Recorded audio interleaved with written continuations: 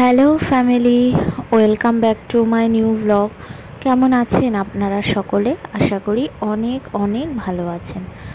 তো আজকে আরও একটা নতুন সকাল থেকে শুরু করলাম আমার ব্লগটা। তো আজ কিন্তু রবিবার, আর আজকে একটু দেরি করে ওঠা হয়েছে। আর ঘুম থেকে উঠেই আমি লিকার চা বানিয়ে দিয়েছি শাশুড়ি মা আর বরের জন্য। আমি তো চা খাই না। তো এরপর দেখুন মা কেটে নিয়েছে তরকারিগুলো। এই যে থোরটা খুব কুচি কুচি করে কেটেছে, আর আলু পটল করবে তাই। আর এই যে বাবা যেহেতু পড়াশোনা করছে, তাই ছেলেও দেখা দেখি বই নিয়ে বসে পড়েছে। লেখো না।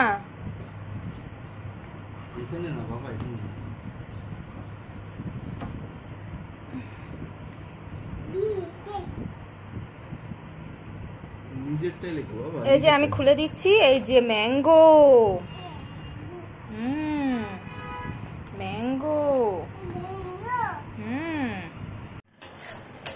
তো সকালবেলা এখন টিফিনটা আমি করছি রুটির সঙ্গে তো একটা তরকারি লাগেই। তো কি বানাবো, সেই জন্য আজকে বানাচ্ছি ভেন্ডির দো পেঁয়াজা। এই যে আমি পেঁয়াজ, আদা, টমেটো, কাঁচা লঙ্কা দিয়ে মশলাটাকে একটু কষিয়ে তারপরে টক দই দিয়ে দিলাম। টক দই দেওয়াতে এত সুন্দর টেস্ট হয়েছে, সে বলার মতন না।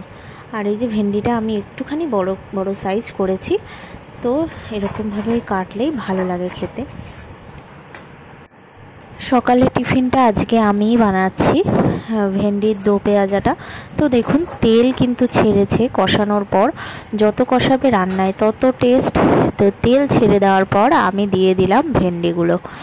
এখন ভেন্ডিগুলো দিয়ে আরেকটু ভালো করে কষাবো।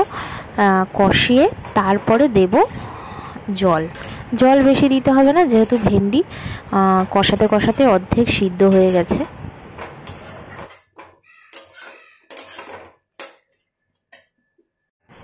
সকালের খাওয়া দাওয়া হলো, আর এই যে দুপুরে রান্নার প্রস্তুতি চলছে। আর যেহেতু আগের দিন রাতে একটু বৃষ্টি হয়েছিল বলে আজকে চিংড়ি মাছ রাখা হয়েছে। এই যে দেখুন চিংড়ি মাছগুলো বড় বড়ই আছে। তো পটল আলু চিংড়ি হবে ডিম কষা, আর হবে থোর ভাজা। আর ছেলে তো এগুলো কিছু খাবে না, তাই ওর জন্য শিঙি মাছের ঝোল করে দেবো। তো আমি শিঙি মাছটা ভেজে নিচ্ছি। আর আমার শিঙি মাছটা ভাজতে ভীষণ ভয় লাগে, কারণ প্রচণ্ড তেল ছেটে। আর এই যে ডিমের কষাটা হচ্ছে, মানে আলুটা দিয়ে ভালো করে আমি কষাচ্ছি, আর এক পাশে শিঙি মাছটা করে নিচ্ছি ছেলের জন্য।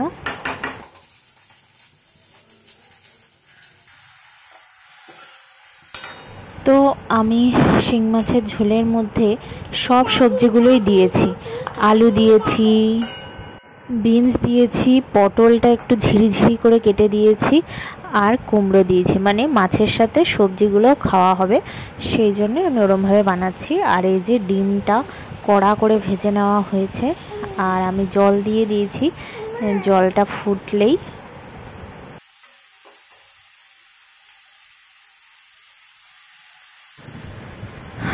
তো এই যে এইটা এদিকে ফুটছে, আর ফুটে ওঠার পর আমি এই ভেজে রাখা ডিমগুলো দিয়ে দিলাম এক এক করে। আর এখানেও আমার সবজিগুলো ভাজা হয়ে যাওয়ার পর দিয়ে দিলাম পরিমাণ মতন জল। আজকে আদাও দিয়েছি, জিরার গুঁড়োও দিয়েছি, শুধু লঙ্কাটা দিইনি, আর সবই দিয়েছি। আর একটু গরম মশলাও দিয়েছি ছেলের মাছের ঝোলে। আর এই যে ডিমটা হতে থাকুক। আর দেখুন এই যে পটল চিংড়ি হয়ে গেছে, এটা শাশুড়ি মা রান্না করে নিয়েছে। আর এই যে আমি এগুলো সব এখন ডাইনিং টেবিলে সাজিয়ে রেখেছি। ডিমের ঝোল, পটল আলু চিংড়ি। আর এরপর আমি স্নান করে এসে ছেলেকে খাওয়াতে বসিয়েছি। আর ছেলে আর বাবা এইদিকে দৌড়াদৌড়ি খেলছে।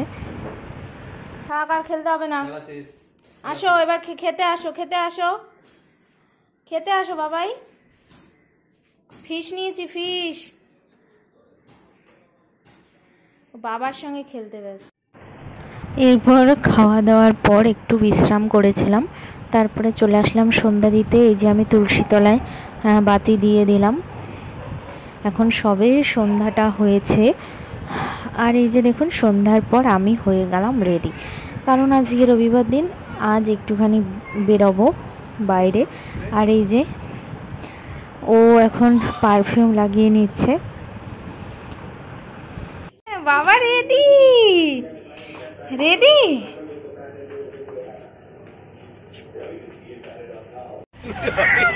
এরপর উঠে পড়লাম টোটোতে। তো এখন কিন্তু অনেকটাই হয়েছে বেলা, মানে 8টা বেজে গেছে। তো এখন আমরা যাচ্ছি। আসলে ছেলেকে খাওয়াতে খাওয়াতে একটু দেরি হয়ে গেছিলো, আর ছেলে অনেক দেরিতে উঠেছিল ঘুম থেকে। এরপর দেখুন বাজারে এসে চলে আসলাম একটা ব্যাগের দোকানে।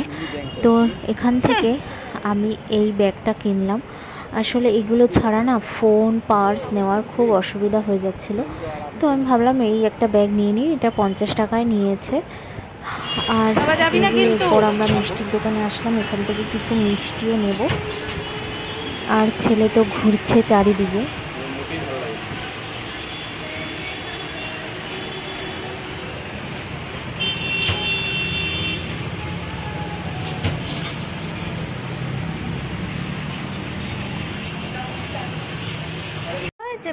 এরপর আমরা চলে আসলাম বাড়ি। তো দেখুন ছেলে ওই ব্যাগটা নিয়েই বসে আছে। সবাইকে টাটা টাটা করো। ও এটা ঢুকাবে ব্যাগে, ফোন ঢুকাবে।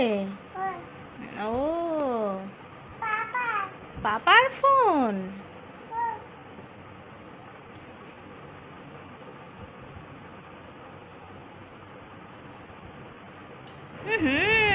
তো যাই হোক, আজকের ব্লগটা এই পর্যন্তই। আপনাদের কেমন লাগলো কমেন্টস করতে কিন্তু ভুলবেন না। আর যারা যারা নতুন দেখছেন অবশ্যই সাবস্ক্রাইব করবেন। এখন টাটা।